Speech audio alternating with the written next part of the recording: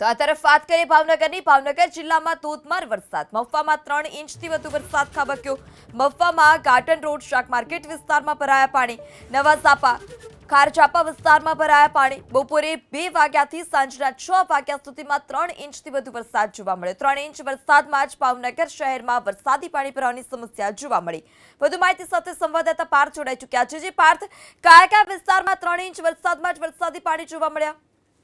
ચોક્કસથી જણાવી દઉં, જે પ્રમાણે હવામાન વિભાગ દ્વારા ભાવનગરને યલો એલર્ટ આપવામાં આવ્યું છે.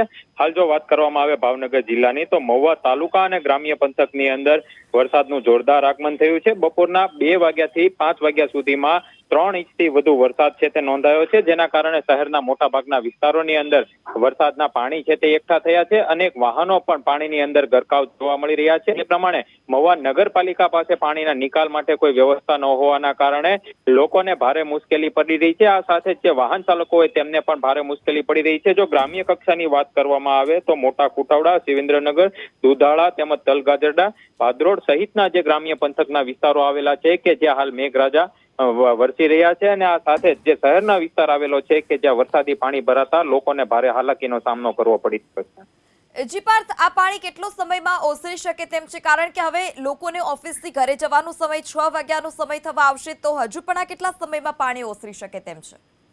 જો સામાન્ય રીતે જે મહુવા તાલુકાનું જે પ્રશાસન છે તે પાણીના નિકાલ માટે કોઈ વ્યવસ્થા સામાન્ય રીતે જોવા નથી મળતી હોતી. હાલ ઓફિસેથી ઘરે જવાનો પણ સમય થતો હોય છે. આ સાથે શાળાએથી પણ બાળકો છે તે છૂટતા હોય છે. ત્યારે આ જે પાણી ભરાયું છે છેલ્લા 2 કલાકથી શહેરના જે મુખ્ય હાર્દ વિસ્તાર છે કે જ્યાં પાણી ભરાયેલા દ્રશ્યો છે તે નજરે પડી રહ્યા છે. પરંતુ મહુવા પ્રશાસન દ્વારા જે પ્રમાણે દાવા કરવામાં આવે છે તે ક્યાંક ને ક્યાંક પોકળ થતા હોય. હજી પણ 2 કલાક પાણી ઓસરે નહીં તેવી શક્યતાઓ જોવા મળી રહી છે.